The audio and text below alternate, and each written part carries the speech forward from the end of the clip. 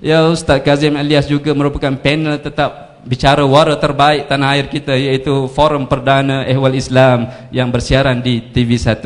Jadi dalam banyak-banyak program TV ni, saya tertarik dengan satu program Ustaz ni, iaitu dia juri tetap Pencetus Ummah 2013. Ustaz, tahun ni juri tetap lagi ke?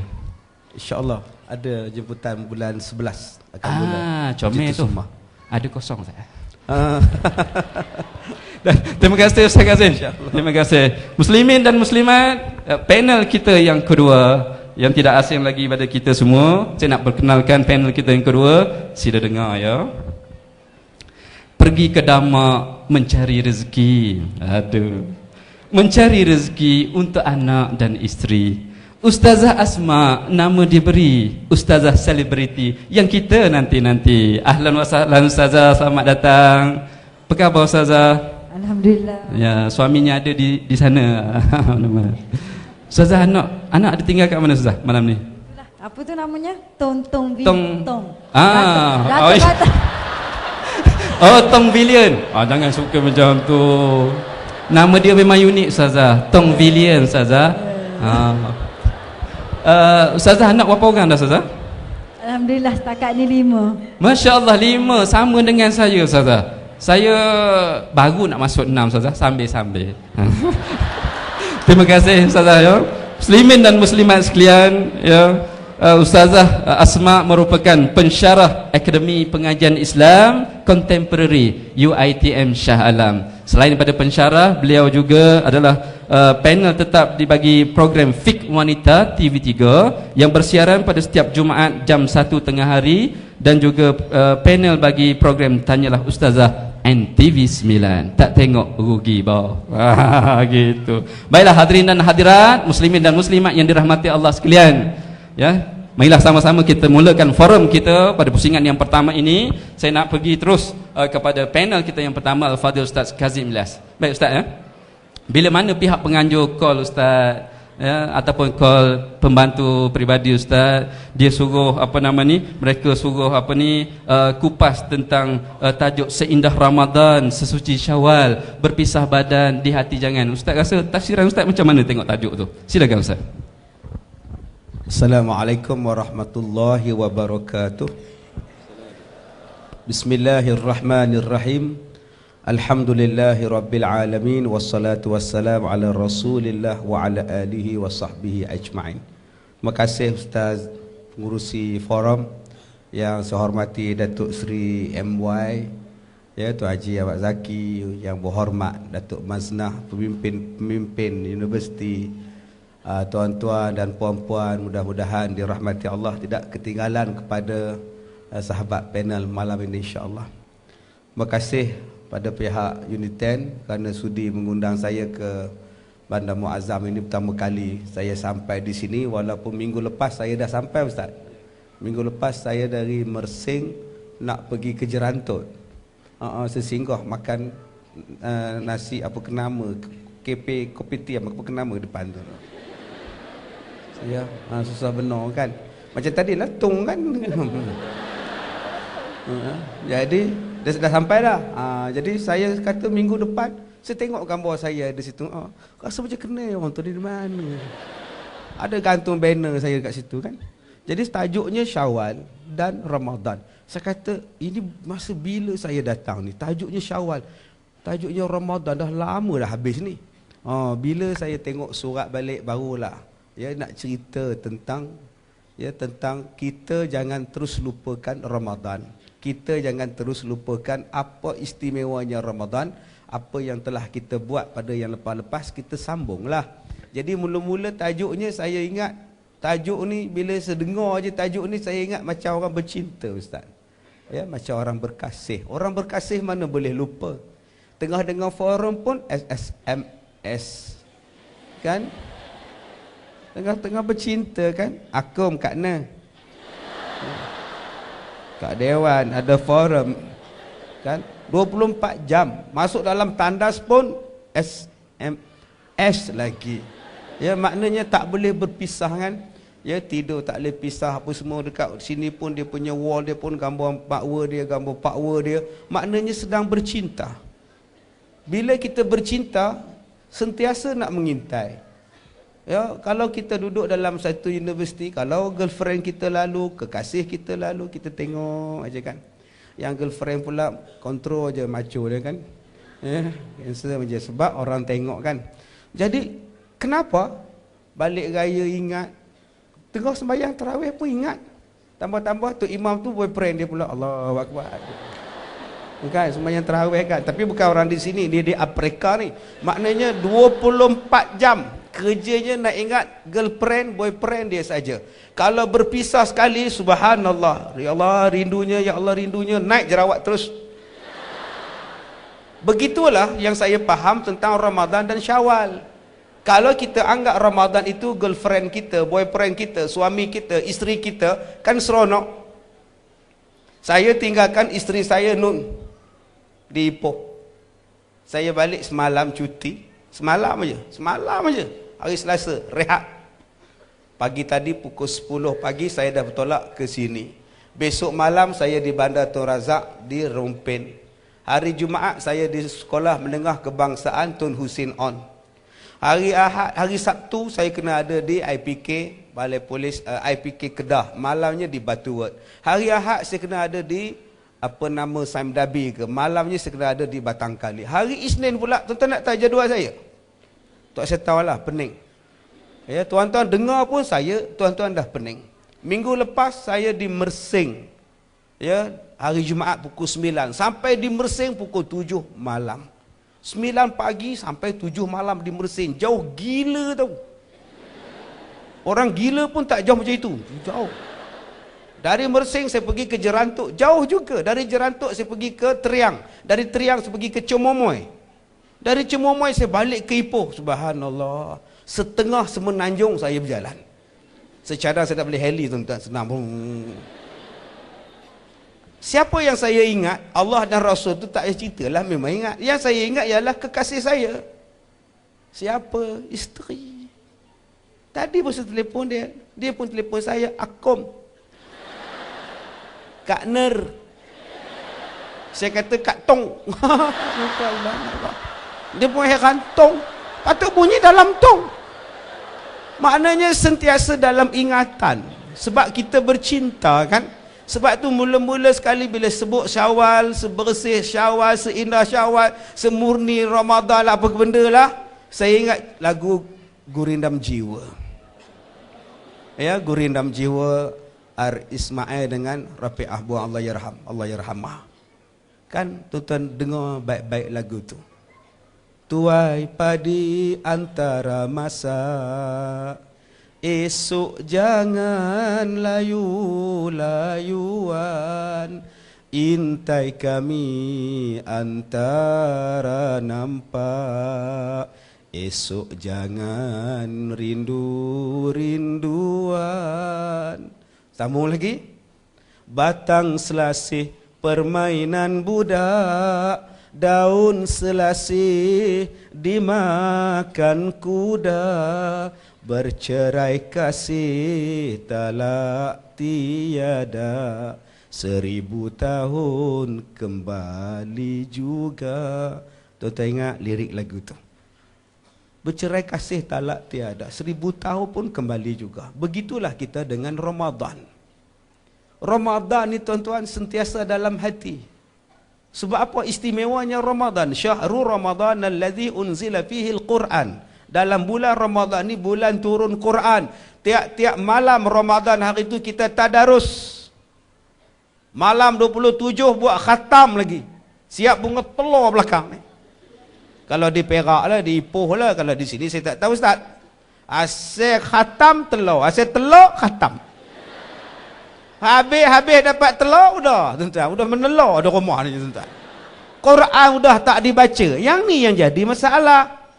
Kalau kita cinta pada Quran, Quran tu makanan kita. Kalau kita tak boleh baca, sehari tak boleh tengok Facebook, rasa gundah gulana, apa pula Facebook. Kenapa kita tak gundah gulana bila kita selama rok aja tinggalkan Quran? Cuba jadikan amalan balik. Apa yang kita tadarus dalam bulan Ramadan, sekarang kita tadarus. Belajar balik. Banyak orang bila tadarus dia tak suka baca ramai-ramai. Payah ustaz, kata ustaz. Asal saya baca je salah. Asal salah je saya baca. So saya tak suka baca ramai-ramai. Saya suka baca seorang-seorang. Duduk ujung-ujung je. Bila kita tanya kenapa kau baca seorang-seorang Din? Senang.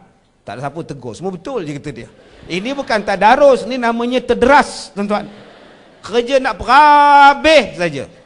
Sentiasalah Quran dalam ingatan. Jadikan satu amalan. Lepas subuh satu muka, lepas maghrib satu muka. Sehari dapat satu lai je. Dia lah semuka selai. 30 hari tuan-tuan, dapat kita satu juzuk. Cukup sebulan, setahun. Alhamdulillah tuan-tuan, boleh habis khatam Quran. Jadikan Al-Quran itu sebagai satu makanan kita. Tak boleh berpisah. Yang ni maksudnya. Begitulah dengan tarawih. Semayang tarawih itu semayang berehat-rehat. Relax, brother, relax. Jangan tuan-tuan buat bulan Zulqa'edah, Zulhijjah ni pula. Tok siap cadang pada pengurusi. Tuan Haji, saya ni rindu benar pada semayang tarawih Tuan Haji. Apa hal kita buat sebulan aja, kita sambung lah bulan Zulqa'edah, Zulhijjah. Kata pengurusi masjid merangkap PM. Pengurusi masjid kan PM. Yang faham tak faham sudah. Maka katalah pengurusi masjid, saya sebagai pemimpin di masjid ini memberi peluang kepada seluruh jawatankuasa untuk membuat undian. Angkat tangan semua. Saya sokong. Udah tuan-tuan, start malam besok tarawih dia. Siapa yang paling semangat? Tok Bilal lah. Fadlam minallahi ta'ala wa ni'mah. Pecah mikrofon tuan-tuan. Janganlah tuan-tuan teringat ke tarawih tuan-tuan buat sekarang tu namanya bid'ah tuan-tuan. Udah lah. Dah tak ada dah tarawih sekarang, jangan duk buat laki bini di rumah. Suami jadi imam, isteri jadi Bilal, tak jangan. Allahumma salli ala Muhammad. Jangan. Jiran mengendap ke tingkap. Apa hal dia ni? Ajaran mana pula datang nama ni? Tak ada dah. Tetapi kita latih semayang kita itu berterusan pergi masjid. Saya tengok masjid tuan-tuan, cantiknya tuan-tuan. Saya semayang di hotel tadi pun dengar sejelas-jelasnya tuan-tuan. Saya sampai dekat-dekat maghrib dah. Jelasnya azannya sedap, semua masjidnya bagus. Apa masalah kita di Malaysia ni tuan-tuan? Cekabah. Nak semayang senang, masjid bersepah, surau berlambak. Dalam semua sekolah ada surau, dalam stesen bah ada surau, stesen kereta api ada surau, stesen minyak ada surau, segala stesen ada surau. Orang je tak nak semayang. Bila nak semayang maklum? Nunggu bulan Ramadan kata dia. Apa hal pula? Lain kalau di Malaysia ni kemudahan semayang tidak ada. Kemudahan semayang kita banyak, air semayang peri. Tak sejuk pula tu ambil wuduk. Saya pergi semayang di China tuan-tuan, ya Allah sejuk gila tau. Tok ambil wuduk ni. Sebab tu dia sediakan pula kain tuala pula untuk lap pula lepas tu sebab sejuk. Sebab tu mazhab kita dia khilaf tentang lap wuduk. Macam Syafi'i kata sebab dia duduk di Mesir misalnya, maka dia kata tak payah dah lap. Setengah mazhab kata boleh lap. Sebab apa boleh lap? Sebab sejuk. Tuan-tuan kalau tak lap wuduk tu tuan-tuan, ketar tuan-tuan. Allah sejuk tuan-tuan. Sebab tu dia sediakan kain lap. Cuma saya tak sanggup lap. Sebab sebelum saya lap, orang lain lap. Bersungguh-sungguh dia lap. Ini tu, tak sanggup. Fikir 10 kali aku nak lap, tak lap. Nak lap, tak lap. Di Malaysia, tak ada sejuk macam itu. Melainkan tahun lepas yang sejuk di Terengganu. Sejuk gila-gila Terengganu hari tu. Kita sekarang apa alasan tuan-tuan? Tak payah jadi imam. Sebab dah ada dah imam bertugas. Tak sepayah jadi Bilal. Dah ada dah Bilal bertugas. Makmum aja. Setengah tempat tuan-tuan kita pergi belah-belah stan-stan. Kazakhstan, Uzbekistan, Turkmenistan. Demo tak ada imam tuan-tuan. Jenuh la yajiduna imam yusalli bihim. Sampai Rasulullah kata di akhir zaman tidak ada orang yang nak jadi imam. Kita sekarang di Malaysia ni berebut jadi imam. Saya tengok dalam YouTube. Tok imam tu dah kat takbir dah. Allahu Akbar. Ada orang angkat dia. Oh. Angkat dia tuak tu keluar. Gapo mok tadi bukan tu. Berebut nak jadi imam. Huru-hara tuan-tuan. Lah orang perempuan keluar dalam sini. Apa nak semayang? Tak boleh pun. Tak saya nak semayang lu boleh. Ni nak semayang pun jadi berebuk jadi imam, tuan-tuan, berebuk jadi Bilal. Bilal ni sampai merajuk mari masjid. Sebab apa? Nama dia tak naik. Merajuk dia, taubatlah hum lah. Tok imam pun tak pergi semayang di masjid sebab nama tak ada. Semayang Jumaat pun depan TV. Isteri tengok, abang tak pergi masjid abang? Semayang depan TV boleh serupa juga. Boleh ke abang? Tuhan pun faham masalah abang. Dia ingat Tuhan tu pak saudara dia ke mak dia. Habis Tok Imam sedang langsung baca khutbah, dia makan takbir sekali. Allahu Akbar. Punya berebuk nak jadi imam tuan-tuan sampai tak datang masjid. Apa punya jenis orang ni? Jadikan masjid itu ialah tempat. Bukankah kita dah memakmurkan masjid Ramadan yang lepas? Penuhkan masjid. Tak ada siapa nak bom di Malaysia. Lain kalau kita duduk di Iraq kena bom di masjid. Duduk di Syria kena bom di masjid. Tengah poram kena bom di Syria.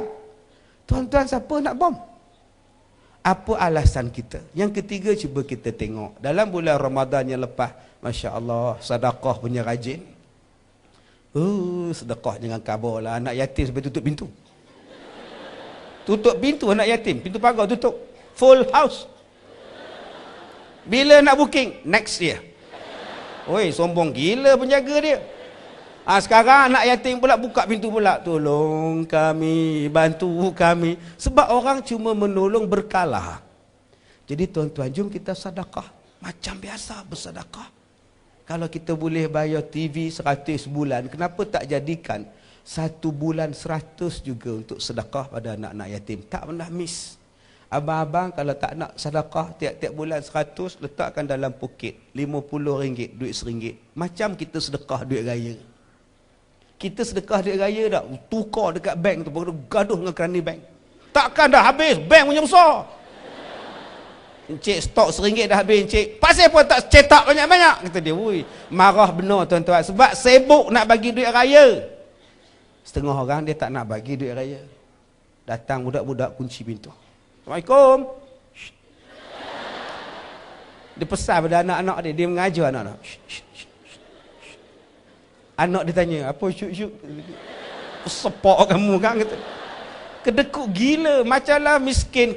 Macamlah kita boleh jatuh miskin sedekah dekat budak-budak tu. Sedangkan Allah kata sedekah ni adalah petua untuk kaya. Masalul ladzina yunfiquna amwalahum fi sabilillah kamathali habbatin ambatat sab'a sanabila fi kulli sumbulatin mi'atu habbah. Allah balas 700 kali ganda. RM1 satu Allah balas 100 darab 7. Subhanallah. Setengah orang hari raya yang lepas bukan setakat pada anak dia. Budak-budak bukannya faham. Assalamualaikum, tak boleh kok pintu pagar, kok celah-celah tiang. Celah-celah tiang botol pagar tu. Assalamualaikum, keluar kepala ke situ. Lalah bapak dia tuan-tuan punya tak nak bagi budak-budak ni masuk sampai buat cacat. Buat tangan bengkok tu. Lari budak-budak tu.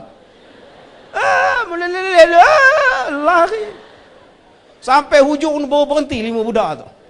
Semalam aku tengok pakcik tu sihat je, kata dia. Sekarang ni tuan-tuan, RM50 seminggu, RM20 seminggu, boh dalam poket. Apa buat? Pergi masjid semayang Jumaat. Kan budak-budak duduk semayang, nak dengar khutbah tu, duduk bising, duduk main. Salam, bagi seorang RM1. Kalau koma bising, kalau kamu bising, minggu depan pakcik tak bagi dah. Minggu depan nak tak? Nak? Duduk diam-diam. Pakcik tengok tau. Okey, diam. Kamu pakcik bagi RM4. Kamu tukang tengok. Siapa yang cakap, bagi tu pakcik. Lama-lama diam satu masjid tuan-tuan. Dengan pakcik sebelah tu pun diam. Saya tak dapat arah. Dia pun nak juga. Enggak. Jadi inilah yang kita kena sambung dalam bulan Ramadan. Wallahu a'lam. Baik, terima kasih Al-Fadhil Ustaz Kazim. Muslimin dan muslimat, hadirin dan hadirat, adik kakak yang dirahmati Allah sekalian. Maknanya daripada apa yang Ustaz Kazim sebut sebentar tadi, kita fahamlah. Ya, kita faham jelas terang lagi bersuluh. Maknanya kita nak bincang pasal apa? Walaupun Ramadan dah balik bertemu, balik semula kampung dia bertemu dengan Allah Subhanahu Wa Taala, namun amalan-amalan, perkara-perkara baik, sedekah kita, solat Jumaat kita, ya, apa nama ni, tutup aurat kita dalam bulan Ramadan yang kita buat sahabat baik hari tu, tak boleh balik juga, tak boleh berhenti dengan baliknya Ramadan tadi. Tak gitu Ustaz? Ya, baik, muslimin dan muslimat, saya nak seterusnya, saya nak terus ke Ustazah Asma. Ustazah Asma best ya, aku ya tunggu sabar. Baik, Ustazah Asma, ya kita masih lagi nak cerita tentang Ramadan. Baik. Dalam satu ayat Al-Quran, Allah Subhanahu wa taala pernah sebut itu. Sebut dalam Al-Quran, ya ayyuhalladzina amanu kutiba alaikumusiyam kama kutiba 'alal ladzina min qablikum. Ayat yang akhir tu apa dia? La'allakum tattaqun. Tahu tak awak dia punya makna, tahu tak? Makna dia gini, wahai orang-orang yang beriman, diwajibkan kepada kamu berpuasa sebagaimana orang dulu-dulu berpuasa juga. Begitu. Mudah-mudahan la'allakum tattaqun, mudah-mudahan kamu jadi orang comel, orang baik, orang yang bertakwa di sisi Allah Subhanahu wa taala. Jadi persoalannya Ustazah Asma. Ustazah Asma, dengar ya? Soalan dia, apakah tanda-tanda Ustazah bila keluar pada bulan Ramadan, adakah tanda-tanda yang khusus bagi orang yang mendapat piala takwa daripada Allah Subhanahu wa taala? Macam saya itu, saya dapat dah piala saya sebab Jerman menang itu, piala dunia. Kalau Jerman kalah itu, saya pecat Ozil tu. Silakan Ustaz. A'udzubillahi minasyaitonirrajim. Bismillahirrahmanirrahim. Alhamdulillah Rabbil Alamin. Wassalatu wassalamu ala asyrafil anbiya wal mursalin wa ala alihi wa sahbihi ajma'in. Assalamualaikum warahmatullahi wabarakatuh. Terima kasih kepada Ustaz Safri, Ustaz Safri, yang saya muliakan, Datuk YB, Datuk tadi MY, tu lupa tanya MY, juga kepada penganjur dekan Dr. Ruslina Salina. Jadi juga kepada hadirin dan hadirat yang saya hormati sekalian. Sebenarnya malam ni saya rasa cukup segan, campur terharu. Sebab apa, digandingkan bersama dengan tokoh pendakwah negara. Siapa dia? Tak lain tak bukan Ustaz Kazim Ilyas. Rasa rendah diri sangat. Saya turun daripada Serina tadi, tak ada siapa layan Ustaz. Tiba-tiba Ustaz Kazim turun, penuh kamera. Tak apalah, sebab Ustaz Kazim ni handsome. Walaupun dalam TV disolek, luar tak solek pun handsome juga. Sebelum saya teruskan kepada tajuk, saya nak buka satu rahsia Ustaz. Semasa penganjur siapa nama Kamilia telefon saya itu, dia kata kat saya, Ustazah, saya nak minta Ustazah jadi panelis forum. Takjuknya sekian-sekian. Saya tanya dia, Kamilia ni tersalah hari ke tersalah bulan? Kita Ramadan dah lepas dah ni, Syawal pun dah lepas. Tak apalah Ustazah nak bercakap juga pasal Syawal. Okeylah. Duduk dalam 2-3 hari Ustaz, tak habis lagi cerita. Tiba-tiba orang RTM Kuantan, ada RTM Pahang, telefon saya. Ustazah, boleh tak saya nak jemput jadi panelis forum live di TV? Saya kata ni RTM dekat Akasepuri. Tak, dekat Pahang. Oh, dekat Pahang. Okey, dia pun cerita begini, Ustaz, kita nak Ustaz Kazim Ilyas. Nak jemput saya ke nak jemput Ustaz Kazim? Saya kata nak jemput Ustaz Kazim. Saya ni Ustazah Asma. Dia kata tak, orang Uniten kata Ustazah Asma ni PA Ustaz Kazim. Aduh, jadi taraf aku ni PA. Allahu Akbar. Jadi hari ni dalam sejarah Uniten jemput Ustaz Kazim dan PA ni. Ada kerja kosong Ustaz lepas ni. Nak berhenti UiTM jadi PA Ustaz Kazim. Jadi Allahualam. Jadi begitulah. Jadi semoga program pada malam ni diberkati oleh Allah SWT, dan Allah bagi jugalah saya menumpang tuah Ustaz Kazim. Alhamdulillah. Baiklah, bila bincang bab takwa tadi Ustaz, saya sukalah nak sambung lagi Al-Quran Ustaz tadi. Tadi Ustaz baca Ramadan ni dia berkaitan dengan objektif dia. Objektif Ramadan tu untuk dapatkan takwa. Tapi takwa ni apa dia? Apa guna takwa? Selalu saya tanya, okey, kenapa kamu berpuasa? Dia kata, Ustazah, ayat Quran menyebutkan kalau kita berpuasa ni untuk dapatkan takwa. Apa guna takwa? Takwa lah Ustazah, supaya hati kita bersih. Saya kata, betul, hati bersih tu untuk apa? Sebab itu dalam ayat Al-Quran yang Ustaz Kazim kata tadi, ada Ustaz Kazim baca tadi kan, bulan Ramadan ini diturunkan Al-Quran. Syahrul Ramadan allazi unzila fihil Quran. Sebab tu ada ulama mengaitkan kenapa bulan Ramadan ini diwujudkan supaya dapat takwa. Kenapa dapat takwa? Bila hati bersih maka mudahlah kita nak ambil Al-Quran masuk dalam diri kita. Sebab itu Allah susun Ramadan dengan sepenuh tarbiyah supaya Al-Quran itu mudah kita baca, mudah kita hadam dan dia nampak pada setiap perlakuan kita, niat kita, otak kita, sistem yang kita bawa dan sebagainya. Itu tujuannya. Sebab itu Allah menyebutkan dalam surah Al-Baqarah yang awal. Saya tahu kalau baca semua orang pun dah tahu. Cuma makna tu kadang-kadang tak masuk di hati. Apa bunyinya? Saya tak boleh nak menyanyi Ustaz Kazim, aurat. Kalau saya menyanyi aurat kan? Bukan apa. Kalau saya menyanyi nanti apa Siti Nurhaliza tak nak cari makan. Okey. Bismillahirrahmanirrahim. Dalam surah Al-Baqarah kata, "Dzalikal kitab la raiba fihi hudal lil muttaqin." Itu tandanya kaitan Quran dengan bertakwa. Itu adalah kitab yang tidak ada keraguan baginya. Apa tujuan kitab ini? Hudal lil muttaqin. Hidayah bagi orang yang bertakwa. Hidayah ni sifatnya bukan kita kata kita bagi terus dapat, tidak. Tetapi Quran ni sifatnya adalah nur dan cahaya. Bila cahaya hanya orang bertakwa sahaja yang dapat memperolehi makna dan mengamalkan Al-Quran sebaik-baiknya. Sebab itu Allah menyusun Ramadan itu begitu rupa supaya apa? Akhirnya kita dapat takwa. Dalam ayat seterusnya Allah meneruskan, alladzina yu'minuna bil ghaib. Apakah ciri-ciri orang bertakwa? Pertama, beriman dengan perkara gaib. Apa maksud beriman dengan perkara gaib? Maknanya apa yang Allah cerita, syurga ke, neraka ke, qada ke, semua kita percaya dengan sebulat-bulatnya tanpa dan tak ada. Semua terima. Dan kita patut bersyukur kalau kita boleh percaya 100% bahawa perkara gaib ini memang wujud. Kalau di negara orang putih, tuan-tuan dan puan-puan, mereka tak nak percaya kewujudan Tuhan ni. Sehingga kan bagaimana mereka buat? Mereka cipta satu alat. Nak menunjukkan kepada kita Tuhan ni tak wujud. Apa alat dia? Alat tu kalau tuan-tuan tengok dalam internet, sekarang kan budak-budak suka tengok internet, tengok dia tulis alat itu adalah alat untuk dipanggil untuk melahirkan Tuhan. Sebab orang putih dia tak percaya kepada perkara gaib. Dia kata bila dia nak rasa ada Tuhan, dia letak satu alat tu dia letak dekat kepala, nanti ada stimulit. Apa ni? Ling ting ting ting macam mentol macam tu. Ini Dr. Ramachandran buat.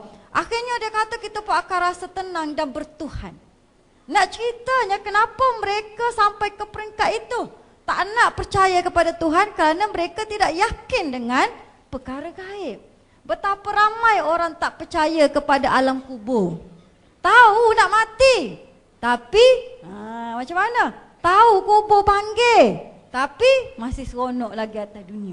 Sebab itu bila Ramadan pergi tak ingat apa dah, sebab dia rasa dunia itu masih panjang bagi dia.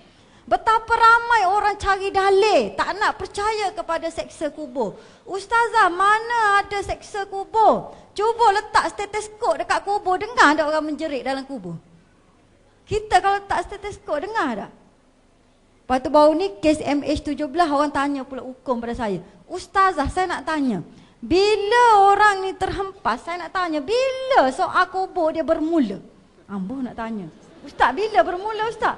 Saya kata, kenapa nak tanya? Halah Ustazah, dia jatuh, lepas tu berhari-hari orang nak ambil dia, lepas tu pergi letak pula dekat Belanda nak test, bila bermula soal kubur? Nak ceritanya dia percaya bila orang masuk dalam jasad masuk dalam kubur, barulah malaikat tu datang. Dia ingat malaikat ni macam mana. Saya kata tak, bila mati, bila kata tak mati sahaja jasad tu macam mana rupa pun terus masuk kubur. Dia bukan kita kata dia letak stetoskop, oh ini kubur, maka masuk dalam kubur, baru malaikat mari, tak ada. Nak ceritanya peringkat macam ni pun orang tak percaya. Nak tahu bila tu. Macam juga kalau bulan Ramadan. Ustazah, saya nak tahu, telefon daripada jauh. Saya nak tahu Ustazah, kita kalau antara doa yang diberkati ialah apabila buka puasa kita berdoa. Doa masa tu doa mustajab. Saya nak tahu, masa azan tu masa mana hak berkat? Mula Allah ke? Lepas makan kurma ke? Ataupun habis azan hak tu hak berkat? Ustaz nak jawab macam mana Ustaz? Kenapa nak tahu? Sebab saya nak betul-betul berkat Ustazah. Nak ceritanya orang kita dia mengambil kira kuantiti, bilangan, tempat, benda fizikal. Tak kira perkara-perkara gaib yang diceritakan oleh Allah Subhanahu wa ta'ala. Saya kata dah Allah kata ketika berbuka puasa berdoa, ikutlah. Itulah Ustazah, saya nak berdoa dulu, kau nak makan kurma dulu. Sebab Nabi kata makan kurma. Lebih afdal, jangan lewat-lewatkan berbuka puasa. Nak ceritanya orang kita benda-benda macam ni pun tak selesai. Kalau benda macam ni tak selesai, maknanya Ramadan yang kita lalu tu macam mana? Sebab allazina yu'minuna bil ghaib itu tanda-tanda orang yang bertakwa. Kalau tak percaya kepada perkara gaib, Ramadan 30 hari itu tidak membuahkan takwa kepada kita. Yang kedua Allah sebut pula wa yuqimunas salah. Orang yang bertakwa ini dia mesti melalui latihan solat. Solat-solat ni ada tanda. Saya tak nak cerita solat macam mana, saya nak cerita kalau untuk solat yang betul-betul solat apa tandanya. Allah sebut dalam Quran, as-salatu tanha 'anil fahsya'i wal munkar. Kita nak tahu Ustazah, saya ni dah lama dah solat. Betul ke tak betul makcik ni solat Ustazah? Saya kata nak tahu betul ke tak betul kita solat. Adakah solat kita mencegah daripada perkara yang munkar? Nabi sebut, Nabi kata apa? Nak tahu orang ni iman kuat ke tidak ialah apabila dia ni bercaya mencegah daripada kemungkaran. Sebab buat yang makruf ni lebih mudah daripada mencegah. Contohnya buat yang makruf macam mana? Kita nak ajak orang pergi kenduri kendara. Marilah tolong kenduri saya, marilah makan kenduri, marilah forum. Walaupun nak marah, orang tak sampai hati nak marah. Sebab dia mengajak kepada benda yang baik. Tapi kalau marah, mencegah ni, orang nak marah. Kamu kalau nak datang forum ni boleh, tapi pakar tu biar melabuhkan sikit. Ada terkena dah. Turun sikit, labuhkan ke dada sikit. Ustazah, saiz M ni sudah labuh. Dia boleh tekan-tekan saya. M ni dah labuh Ustazah ni labuh. Saya kata tak ikut pandalah, dah kata labuh. Mana nak ceritanya mencegah perkara yang mungkar ni bukan mudah. Saya nak bagi contoh. Ketika Ramadan hari tu kita semua pakak pergi sembahyang tarawih. Saya bagi tahu kepada jawatan kuasa masjid-masjid. Saya bagi tahu ketika pergi tarawih Ramadan ini, orang yang tak pernah pergi tarawih pun akan turun ketika ini. Nak cam macam mana? Kalau orang perempuan lebih mudah nak cam. Ketika itu kita boleh nampak hak pakai tudung tak betul, hak pakai telekor nampak rambut, hak kalau nak solat cari kipas, cari tiang, dia takut tiang lari Ustaz. Kalau tiang lari kan runtuh. Jadi duduk situ. Lepas tu dengan ni kita cam lah. Bila semayang nampak kaki itu maknanya orang tak pernah datang masjid. Tapi ketika itu dia turun pasal berkat bulan Ramadan. Kemudiannya bila mereka turun ni jemaah hasar ni pakat bising. Ustazah, saya nak semayang pun tak selesa. Pasal apa? Berat mata tengok ni pakai tudung nampak rambut, bawa anak bising. Macam mana nak dapat khusyuk anak bising? Kalau misal anak kecil ni tak payah pergilah ke masjid. Dia kata semayang kat rumah. Ini kan semayang sunat. Nak ceritanya kita pada hari ini kita solat bersendirian dan solat kita tidak tanha anil fahsyai wal munkar. Kenapa saya kata macam tu? Kita bila solat berjemaah dia tak sama dengan solat bersendirian. Bila solat berjemaah kita solat dalam masa yang sama kita kena sesuaikan solat kita dengan orang lain. Contohnya Nabi. Bila semayang seorang-seorang, Nabi buat sampai bengkak kaki. Sebab seorang-seorang. Tetapi bila Nabi bersama orang ramai, Nabi satu ketika mempercepatkan sembahyang. Pasal apa? Nabi dengar ada budak menangis. Tak ada kata lepas tu Nabi berhenti, Nabi pun marah kepada mak tu. Hei kamu mak pasal apa bawa baby balik rumah? Mengganggu kusyuk. Nabi tak kata macam tu. Tapi Nabi mempercepatkan solat. Adakah Nabi ni cepat solat supaya lekah habis solat? Tidak. Adakah Nabi ni kurang bertakwa sebab solat dia cepat masa tu? Tidak. Takwa tidak dikira pada panjang dan pendek, tetapi sifat takwa tu keluar dah. Maka ketika itu Nabi kata apa? Aku cepat takut ibu turun sing. Kalau ibu turun sing, maka ibu itu akan hilang khusyuknya. Ini sifat Nabi. Nak ceritanya bila dia solat jemaah, dia fikir orang lain. Itu nama berjamaah. Contoh lagi Ustaz, kita pergi buat haji dekat Mekah, pergi umrah. Kita kalau pergi buat haji, kita belajar bukan main. Rukuk haji, syarat sah haji, dah macam mana. Siap duit semua dah, komplit. Tapi bila pergi sana, aku mumu. Saya tanya makcik duduk sebelah siapa? Tak perasan lah sebelah siapa tadi. Hak tahunya nak tawaf. Kalau siapa pernah pergi haji, orang tawaf. Tawaf 7, jangan bergerak ni. Kalau bergerak sikit, siapa apa bergerak aku ni kan? Pusing 7, pusing juga tak tengok siapa-siapa. Ini kalau kita tengok begini maknanya sifat takwa tak keluar lagi pada dia. Kenapa saya kata macam ni? Ulama dulu-dulu kalau kita semua nak tahu pergi buat haji bukan sekadar haji macam yang kita faham hari ni. Bila pergi haji Allah hantar kita berjamaah di sana beramai-ramai. Tempat pula berkat, kita tak fikir apa yang kita tinggal kat rumah. Sana kita fikir ibadat. Tapi di sana kita diletakkan bersama-sama umat Islam seluruh dunia. Umat Islam dulu-dulu ketika pergi buat haji, mereka buat muktamar Islam seluruh dunia ketika haji. Pasal apa? Sebab ketika itu seluruh ulama Islam di dunia berkumpul. Sehingga kan ada satu orientalis. Orientalis ni maknanya penjajah Belanda.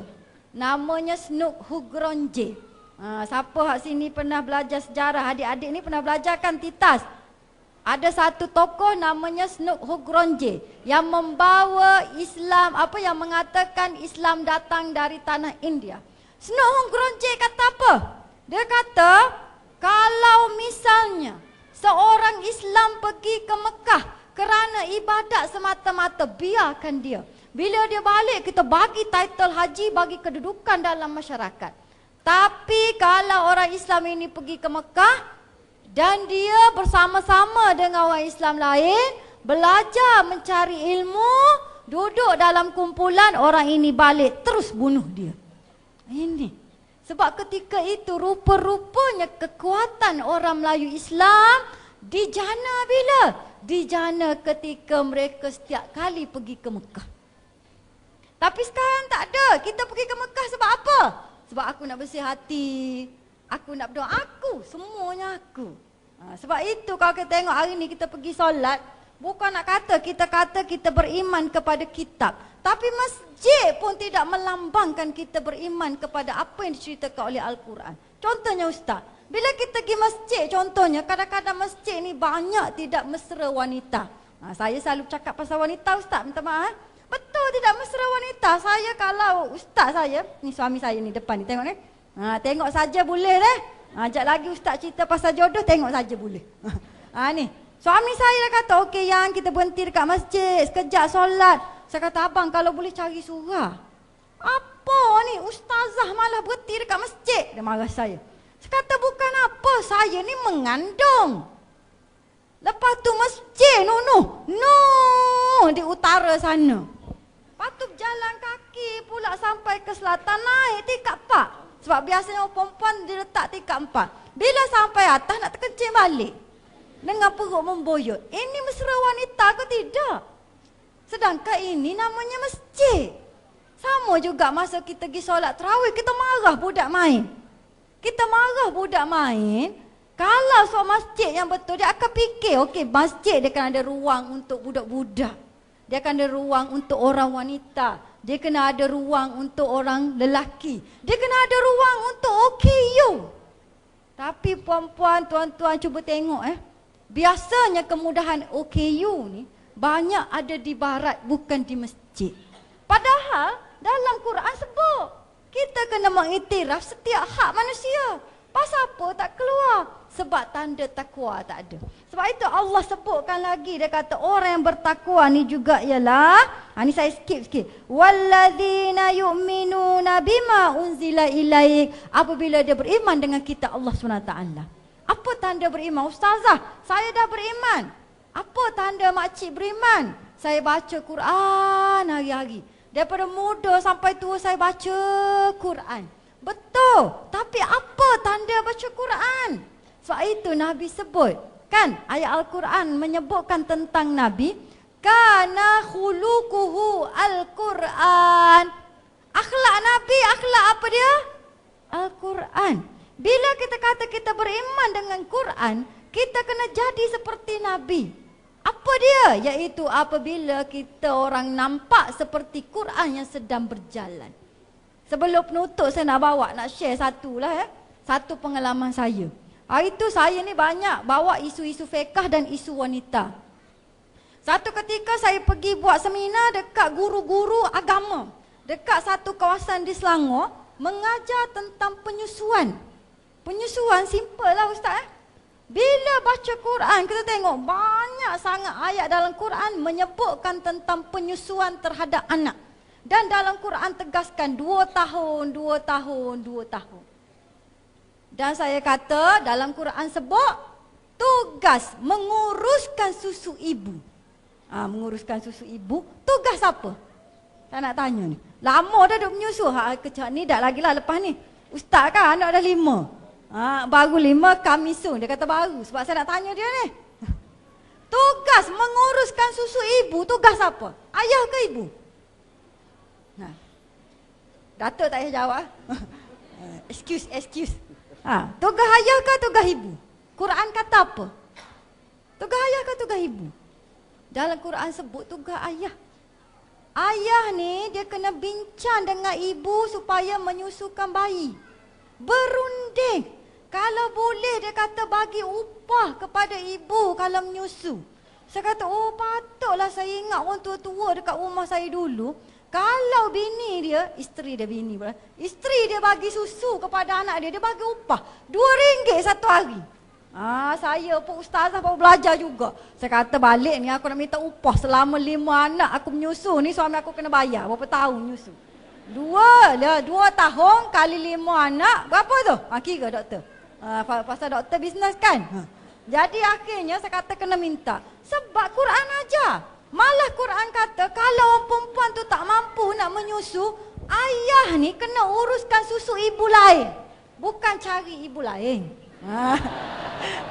Tu kena suruh cari susu ibu. Sebab tu dalam Islam dia ada hukum penyusuan ibu susu. Betul tak? Ada sebab Quran sebut. Tapi kita dalam masyarakat kita cuba tengok. Kita tahu betapa pentingnya menyusu. Tetapi teknologi untuk membantu penyusuan ibu siapa yang buat? Orang Islam ke orang putih? Orang putih tu Islam ke tak Islam? Kalau siapa pernah pergi negara barat ni setengah-setengah negara barat dia tak bagi awak masuk susu tepung. Tak bagi, haram. Sebab dia tahu susu tepung ni tidak elok untuk bayi. Kalau nak masuk juga kita orang luar ni cukup untuk berapa lama kita nak duduk negara dia. Mereka ni Islam ke tidak? Katanya kita beriman kepada Quran. Saya nak tanya, ketika saya tengok supermarket yang mula-mula bagi tempat untuk ibu menyusu adalah supermarket daripada Jepun, Aeon. Kenapa kedai-kedai kita tak sediakan tempat untuk ibu menyusu? Kita Islam ke Jepun yang Islam? Sebab itu Mama Abdul kata, aku nampak Islam di sana, aku tak nampak Islam di sini. Nak ceritanya kita baca Quran tapi tak masuk dalam jiwa. Akhirnya bila benda-benda tu tak ada tanda-tanda yang saya sebutkan tadi, jiwa itu tidak ada tanda-tanda tadi, maka tak dapatlah takwa. Bila tak dapat takwa itu, jadi apa artinya Ramadan kepada kita hari itu? Wallahu a'lam. Terima kasih Al-Fadhil Ustazah Asma yang telah menyampaikan pencerahan tentang tanda-tanda seseorang itu bila dia keluar daripada bulan Ramadan, dia dapat takwa Allah Subhanahu Wa Taala. Darjat yang tertinggi yang Allah nilai di sisi manusia ialah takwa, maka dia dapat takwa tu bila keluar daripada bulan Ramadan. Maka banyak ustazah ya, sebenarnya banyak tanda-tanda orang yang beroleh takwa ni, iaitu yang ustazah sebut tadi, dia dapat mengelak diri daripada maksiat ya, dia cantik akhlak dia, dikekal hubungan dia dengan Al-Quran saja, dia berulang ke masjid ya. Yang paling hebat sekali, dia tolong uruskan susu anak dia tu ustazah ya. Bolehlah ustazah cari tolong yang kawan isteri kat rumah, boleh tak ustazah? Boleh ke tak tuan? Baik, tuan-tuan dan puan-puan sekalian, muslimin dan muslimat, hadirin dan hadirat sekalian, alhamdulillah baru kita selesai pusingan yang pertama. Hadirin dan hadirat yang baru sampai, yang baru hadir di auditorium perdana Universiti Tenaga Nasional Kampus Muazzam Shah ini, kita sedang dalam Majlis Ilmu Forum Perdana 2014 yang dianjurkan oleh Universiti Tenaga Nasional dan juga abang dia Tenaga Nasional Berhad. Muslimin dan muslimat, kita masuk pusingan yang kedua. Ustaz Kazim ya. Baik, tuan-tuan yang dirahmati Allah sekalian, saya nak pergi ke Ustaz Kazim Ilyas. Baik, ustazah dah sebut tadi tanda-tanda orang yang dapat takwa di sisi Allah Subhanahu Wa Taala. Dan ustaz, kita tengok ustaz ya, biasanya kalau kita bayangkan orang kita ni ya, bila dia beramal di dalam bulan Ramadan ya, dia hidup Ramadan tu memang hebat, cemerlang, masjid ni penuh, selipar bertimbul-timbul, ramainya orang pergi masjid ustaz, dia menghidupkan Ramadan. Tapi bila Ramadan balik, masjid pun jadi lengang ustaz ya.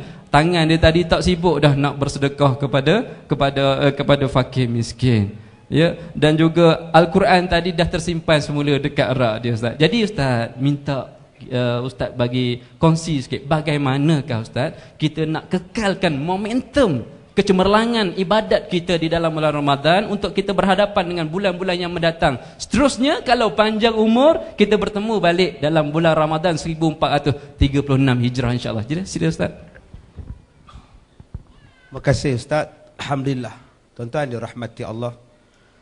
Saya rasa seronok sebab YB kita Datuk Mazdah boleh tunggu sampai pukul 10.10. Benda yang disoal ini adalah berkaitan dengan kepimpinan. Kalau kita sebagai pemimpin yang menggerakkan masyarakat, kita mulakan daripada yang atas, yang di bawah ni ikut je. Sebab tu saya seronok YB ada. Boleh dia buat apa yang saya cakap. Ya, lagi bagus kalau saya jadi YB. Kan? Lagi senang saya buat. Nasib baik saya duduk di Perak. Selamat YB tuan-tuan. Tuan-tuan, saya pergi ke sebuah negara, bukan negeri, negara. Dia buat di negara dia cuti pada hari Jumaat. Hari Sabtu kerja, hari Ahad cuti balik. Dia tak macam kita, cuti Sabtu Ahad, Jumaat Sabtu. Dia Jumaat cuti, Sabtu kerja, Ahad cuti. Hari Ahad ni hari apa? Hari keluarga. Apa buat? Hari Ahad semua orang kena pergi sembahyang subuh berjamaah. Kemudian buat kuliah subuh berjamaah. Kemudian sembahyang, kemudian makan sarapan di masjid, kemudian jogging, senam aerobik, naik basikal dan macam-macam. Lama-lama tuan-tuan dah jadi satu tabiat. Daripada sembahyang subuh asalnya sekali je sembahyang subuh berjemaah, semua orang kena turun. Sekarang sembahyang subuhnya tiap-tiap hari ramai tuan-tuan. Gerakkan sekali. Sebab tu saya katakan kita kena ada orang yang menggerakkan diri itu. Daripada peringkat kita, kepimpinan masjid malam ni, ramai orang datang. Tok-tok imam, pengurusi masjid datang malam ni. Yang ini yang kita kena gerakkan masyarakat. Supaya datang balik sembahyang, datang balik dengar kuliah, datang balik menghidupkan masjid. Masjid hidup, kawasan itu akan hidup. Bila masjid itu mati tuan-tuan, masajiduhum amirah wa hiya kharabun minal huda. Bila masjid itu hebat tetapi tidak imarah, petunjuk seperti mana ustazah sebut tadi takkan sampai pada kita. Yang ni yang kita kena gerakkan daripada masjid. Ya, setengah tadi masjid tidak hidup, masjid tidak aktif. Aktif hanya dalam bulan Ramadan. Tetapi pada habis bulan Ramadan kapet pun digulung lah. Bukan kata sejadah, kapet pun separuh je. Dia ambil kapet yang boleh gulung tu, yang boleh pisah-pisah tu. Habis je Syawal, jalan. Tok siap begini pikul kapet. Hui, bulan stok. Bila nak buka pula kapet tu, tunggu tahun depan pula. Jadi tuan-tuan, yang datang malam ni, yang datang hari ni, semuanya PM Melaka. Pengurusi masjid Melaka, Tok Imam Melaka. Alhamdulillah, bagus. Saya paling seronok tadi tengok-tengok Datuk Maznah ada. Terkejut saya. Tengok dia ada. Alhamdulillah, bagus. Dan dia tunggu pula. Siap tulis lagi apa kita cakap. Ya, setengah pemimpin bila kita bercakap tuan-tuan, dia datang resmi je. Datuk Maznah cakap tidak pun tidak. Saya pun terus terkejut naik di atas terus. Bagus tuan-tuan. Setengah orang yang saya jumpa, dia resmi, dia belah. Saya dengan ini meresmikan majlis ini dan saya minta maaf kalau tidak dapat menunggu sampai habis. Kan ada hal. Saya tengok jam. Udah pukul 9.30 nak makan tom yum ke apa ini? Apa lagi halnya duduklah diam-diam? Dah lah masa resmi itu pening kepala saya dengarnya. Saya merasa berbangga kerana dijemput untuk meresmikan ceramah agama pada malam ini. Ini merupakan satu usaha amal ma'ruf, muka nangkit kata dia. Udah terkejut malaikat dalam kubur tau. Apa hal nama aku pula naik ni ya Allah? Dipetik-petik pula nama aku. Malaikat muka nakir pun terkejut tau. Jadi saya minta orang-orang masjid jangan marah kalau jemaah tak datang. Jemaah nak datang tapi apa ada? Kita sediakan kuliah maghrib Ustaz. Kenapa dia orang tak datang? Yalah kuliah maghrib you panggil ustaz apa? Kalau mengajar politik orang tak datang. Demo nak datang macam ustazah sebut nak mengajar fiqh. Nak belajar fiqh, nak tanya kat siapa? Tak tanya ke ustazah, ustaz. Takkan dia tanya ke os. Dia pergi kena tanya. Tiba-tiba masjid atas nama kuliah maghrib 5 minit je cerita. Adapun sifat kamalat bagi Allah Ta'ala itu tidak terhingga banyaknya. 5 minit je cerita bab tauhid. Lepas tu udah cerita bab kerusi pula. Bubuk kerusi. Kerusi satu je datang, ramai datang. Orang hanya orang tak malas lah. Ada yang datang ke masjid, kita kuliah, kita hentam orang yang datang. Ni tuan-tuan ni bodoh. Bahaluk semua ni. Dia ambil handphone, bla bla bla. Belah lah. Janganlah hentam orang. Orang datang untuk belajar. Bila orang tak datang, kita mula marahkan orang. Cuba tengok tu tak datang, tu tak datang, tu tak datang. Tuan-tuan kalau dia orang mati, jangan pergi rumah dia orang. Bro, relax ah. Dia orang tak datang, bukan salah dia orang. Saya tuan-tuan, kalau saya ceramah, tuan-tuan tidur, bukan salah saya, bukan salah tuan-tuan. Saya punya faham, kalau saya ceramah, tuan-tuan tidur, bukan salah tuan-tuan, salah saya. Sebab saya tak pandai ceramah. Sampai tuan-tuan tidur, mengantuknya aku.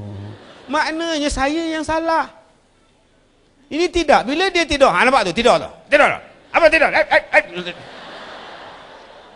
Macam mana tak tidur, engkau mengajar ke, engkau sebut apa?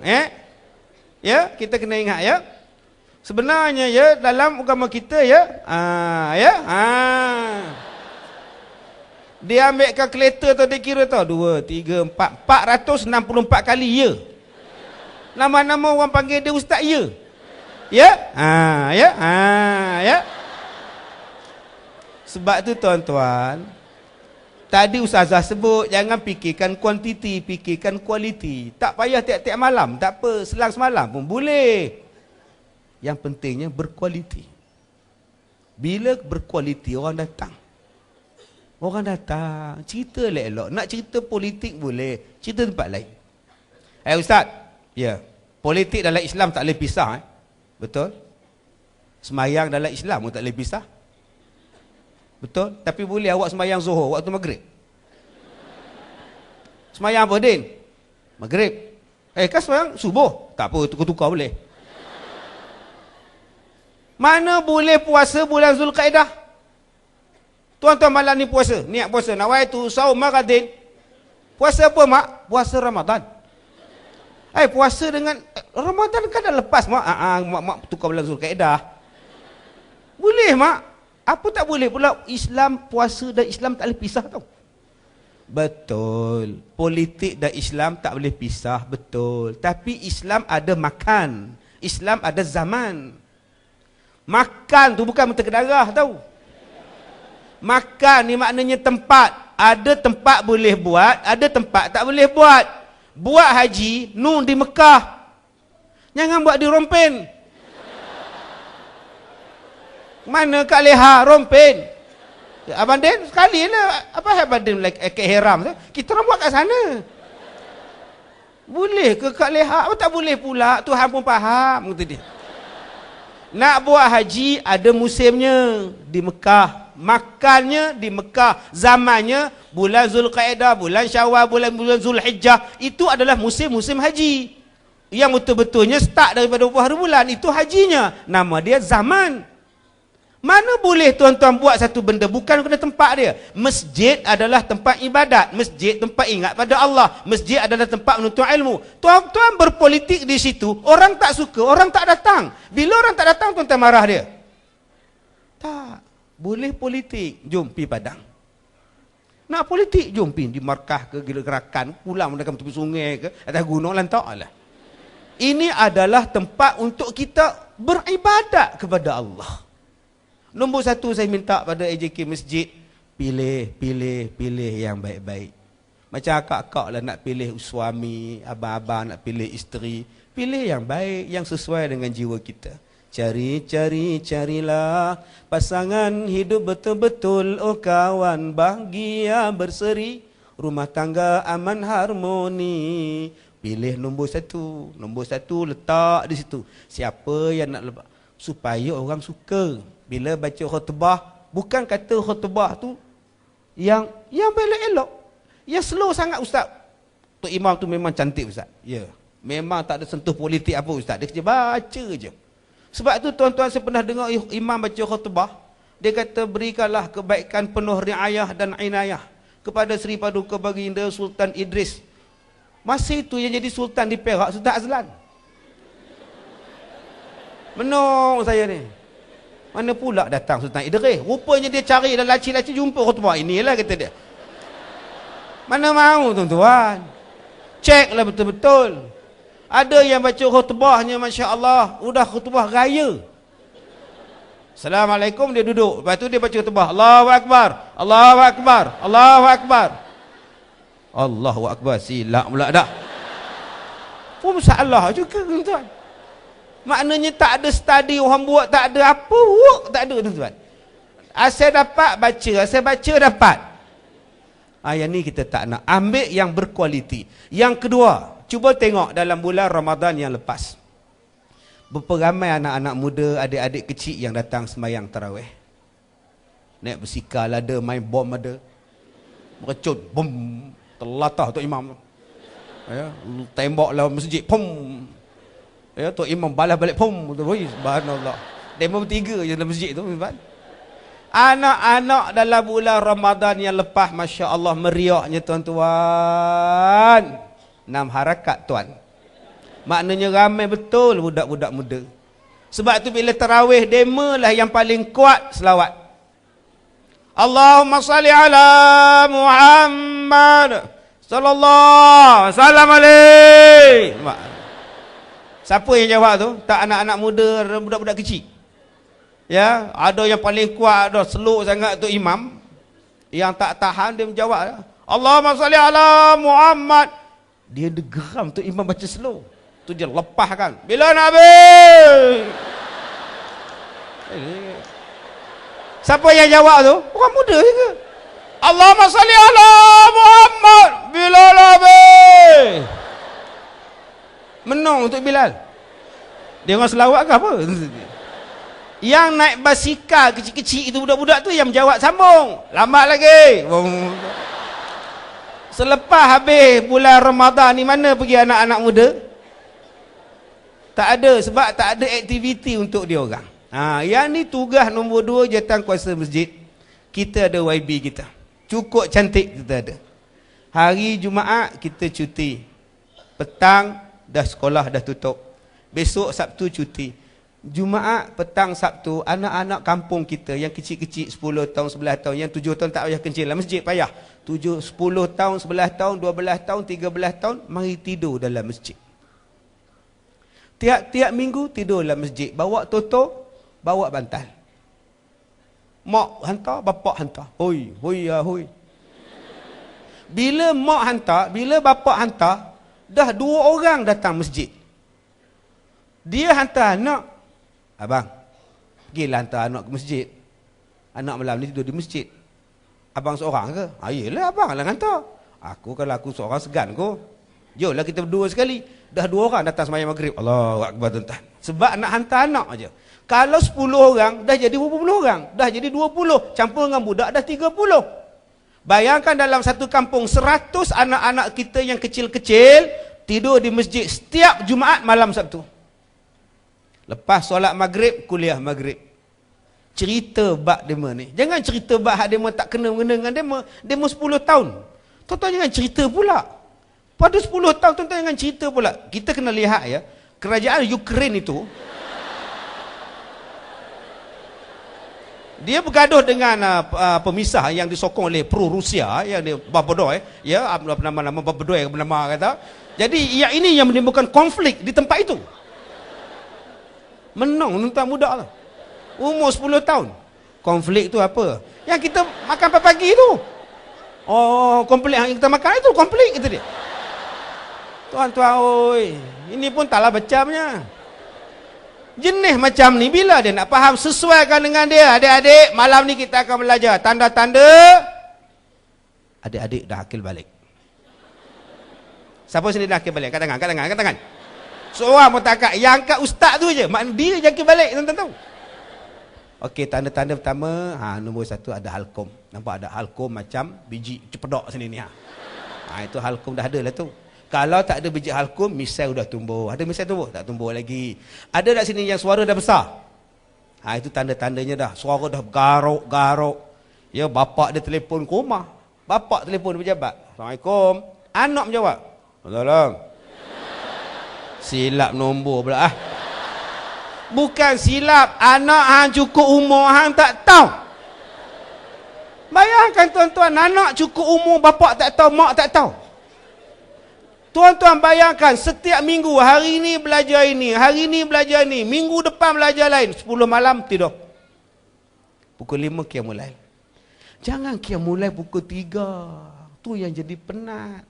Qumil lail illa qalila. Sikit sudah. Bukan suruh pukul 3, soli sunat tasbih kata. Allah. Budak-budak mana dia tidur awal tuan-tuan, tambah tidur di masjid. Tobat lahum pukul 10.30 tak tidur. Bukan kata tobat lahum sekali tahu. Pukul 2 menyembah lagi, cik menyembah. Tiba-tiba pukul 3 Tok Siap hambatkan kentola. Bangun.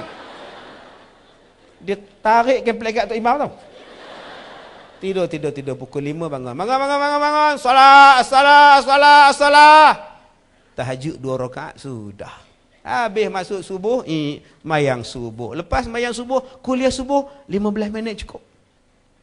Ya 15 minit. Hari ni kita akan belajar cara-cara sembahyang yang betul, angkat takbir yang betul. Sekarang ustaz tunjukkan kepada kamu cara angkat takbir yang betul. Okey? Rasulullah bila angkat takbir, ibu jarinya letak pada telinganya setentang. Tapi kamu tak payah suka lah. Jangan setiap kali kamu angkat takbir, Allah. Okey. Allah, jangan suka. Rasulullah tak buka sangat jarinya. Rasulullah rapatkan. Tak rapat sangat, tak buka sangat. Sederhana, letaknya begini. Bagi orang laki-laki, bukakan ketiaknya. Buka ketiak. Orang perempuan rapatkan. Sunat. Kan ajar caranya. 15 minit cukup. Kamu kalau boleh pergi masjid, pakai minyak wangi. Sebab Rasulullah suka wangi-wangian. Itu cukup. Satu perkataan, pakai minyak wangi. Sebab ada orang yang pergi masjid busuk gila. Duduk sebelah kita, perit dia tangkap kepala ni. Malang duduk sebelah aku.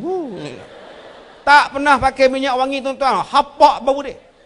Bila tuan-tuan pergi ke situ, tuan-tuan tak baca Quran, khusus zinatakum 'inda kulli masjid. Tak pakai wangi-wangian, tuan-tuan dah ubah niat orang sembahyang.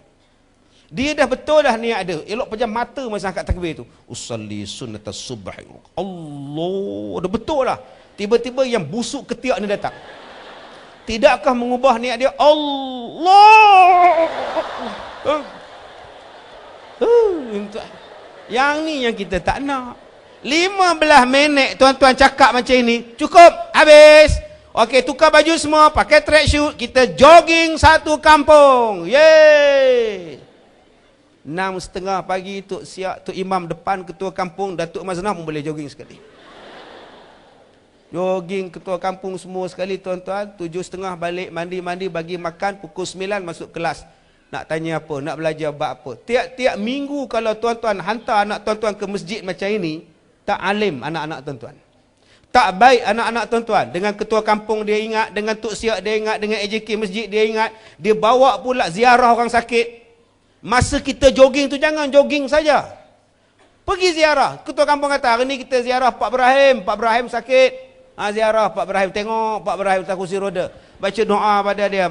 Assalamualaikum Pak Ibrahim. Jalan. Minggu depan Pak Ibrahim kursi roda sekali jogging tahu. Yang ini yang saya minta. Tetapi kalau masyarakat kita berpecah belah kerana politik, bila boleh wujud benda ni? Bila boleh wujud tuan-tuan? Yang akan jadi mangsa anak-anak kita. Maka kita pun marah pada anak-anak. Cuba tengok orang tak datang masjid. Nak datang apa bergaduh? Saya ni, yang saya ustaz cakap ni, ustaz tanya ni, yang saya beritahu pada tuan-tuan, sebab saya buat. Saya buat. Tuan-tuan tengok prospektus yang saya edarkan pada tuan-tuan. Saya ada 300 anak-anak muda yang tiap hari Sabtu akan jogging dengan saya. Saya ada 300 anak muda yang naik basikal fiksi tuan-tuan. Saya latih dia orang. Sebab tu kuliah saya, pagi tadi saya kuliah saya, tak kurang 400 orang setiap hari duduk dalam dewan saya. 400 orang. Bukan bulan puasa je, ni bulan sekarang. Tiap hari. Saya buat pengajian. Bila buat pengajian tuan-tuan, orang datang berkitab. Bukan datang lenggang kangkung, tak. Semua berkitab. Semua buka kitab semua. Lama-lama buat. Tuan-tuan, saya lantik 10 orang budak-budak tukang mandi, tukang azan. Ya, tukang azan. Tukang bang. 10 orang. Tak ada masalah sekarang. Azan, tukang azan sekolah saya, namanya Pak Leman, sekarang buat haji. Dia penerbangan yang kedua. Dia pergi buat haji. Sebulan dia cuti, 40 hari dia cuti. Siapa buat? Anak-anak murid saya yang muda-muda ni akan azan. Allah, umur 15 tahun, 14 tahun. Jom kita bagi peluang pada anak-anak muda kita. Kadang-kadang yang azan tu pun tuan-tuan menakutkan orang. Saya pun naik gayat. Allahu Akbar, Allah. Budak kecil yang tidur tu bangun. Apa tu mama? Azan. Bum, tidur balik tuan-tuan. Bagi ni anak-anak muda ni, ya Allah, semua suara semua tinggi pitching. Perut tak ada lemak, semuanya six pack. Bagi kat dia orang duk karaoke malam-malam buat apa? Duk karaoke, ku jalan sendiri, tiada tempat untuk mengadu. Ya Allah, bagi kat dia mikrofon, Allahu Akbar, Allah. Tuan-tuan, demo ni ada followers. Bukan ada flower. Mereka ada pengikut. Lantik kepala dia jadi Bilal, 10 pengikut akan datang. Geng motor semua. Kamu Bilal, Din? Jom, masuk. Semua baik. Bila dia azan, tuan-tuan, geng dia akan ikut jadi baik. Takkan dia nak jadi jahat. Geng dia menung kat tiang. Cari tiang takut runtuh tadi. Tengok. Menung dia. Tak percaya aku. Yang kawan dia pun menang. Semalam minum air ketung aku. Hari ni jadi bila pula. Tuan-tuan, lantik 30 orang, anak orang kampung, anak-anak kampung kita, anak-anak taman kita, 30 orang, geng mandi mayat. Minta geng mandi mayat. Peruntukan YB apa minta? Jersey. Tulis kat belakang ni, geng mandi mayat 1. Subhanallah. Boh geng mandi mayat 1 naik motor. Kalau ada mak rempik, yang rempik geng ni pun masuk sekali.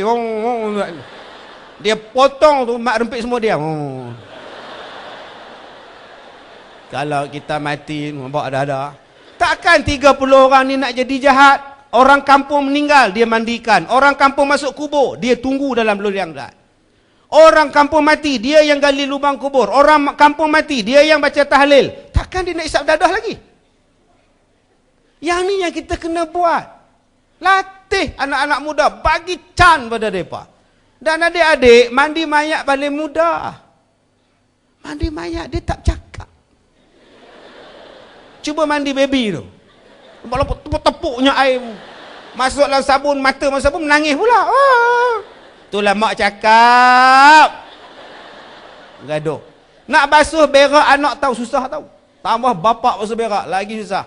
Degilnya budak ni. Lalat dia suruh bercangkung, dia basuh kaki. Gedik-gedik. Itu bapak macam tuan. Bukan di sinilah, di Afrika. Mandi mayat, mana ada bercakap. Tuan-tuan tolak, dia ikut. Tuan-tuan tarik, dia ikut. Dia tak melawan. Tuan-tuan angkat kepala dia, dia ikut. Mana ada tuan-tuan main kepala dia, dia marah. Apa main-main kepala Mana ada? Apa takut dengan mayat? Pelik betul. Kalau dia bercakap, apa main kepala Kita pula jadi mayat pula tu pula tuan-tuan. Terkejut. Jomlah kita bagi peluang pada dia orang. Program yang keempat, yang terakhir. Yang terakhir. Jom buat pengajian untuk abang-abang dan makcik-makcik yang dah pencen. Pengajian sepanjang hayat. Pagi-pagi pukul 9 buat apa? Nengok kucing. Tampak. Alalala tumpuk. Dia cakarnya. Haram jadah punya tumpuk. Marah ke kucing. Ya kamu panggil dia tumpuk buat apa? Dia kiti. Marahlah dia. Tuan-tuan berapa banyak abang-abang baca paper tak habis-habis. Satu paper di kedai kopi kongsi 40 orang. Nek lunyai paper tu. Nengok Lee Chong Wei kalah. Jom kita buat kelas pengajian dewasa. Hari Isnin sampai Khamis. 9.30 sampai 10.30 pagi. Habis 10.30 pagi, balik. Nak buat di mana? Buat dekat masjid. Di masjid kita lapang. Buat satu dewan 2 tingkat. Tingkat atas buat asrama untuk Sabtu Ahad budak-budak tidur. Tingkat bawah buat kelas dewasa, kelas pengajian. Setiap hari Isnin sampai hari Khamis buat pengajian. Buka kitab. Lama-lama tuan-tuan, imarah masjid tuan-tuan. Buat apa kita nak gaduh-gaduh? Buat apa kita nak bertelingkah-bertelingkah? Ni kampung kita, ni tempat kita. Kitalah yang kena majukan. Bekerja samalah, tak kira siapa pun. Akhirnya hebatlah. Apa yang penting kerjasama. Wallahu a'lam.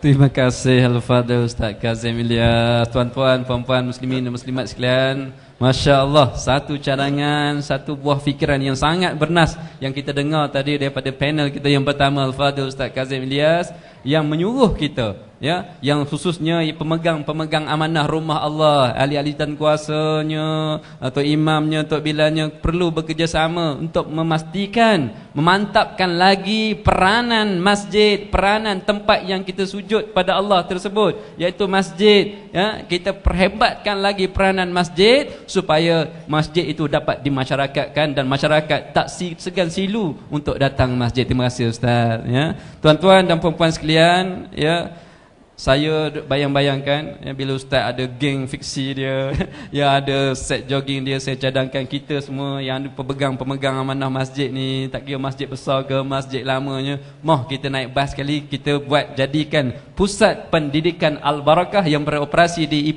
di Kampung Manjoy, Ipoh Perak, sebagai satu benchmark kita, ya, contoh dan tauladan untuk kita semua. Boleh tak? InsyaAllah, ya. Baik. Terima kasih Ustaz. Baik, seterusnya saya nak pergi ke Ustazah, ya, Ustazah aku lah, memang steady Ustazah.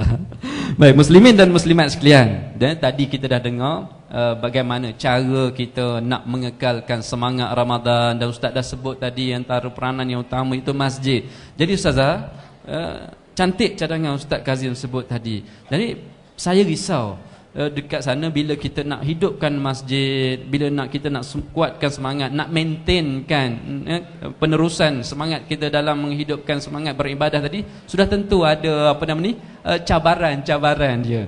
Apa pandangan Ustazah? Silakan.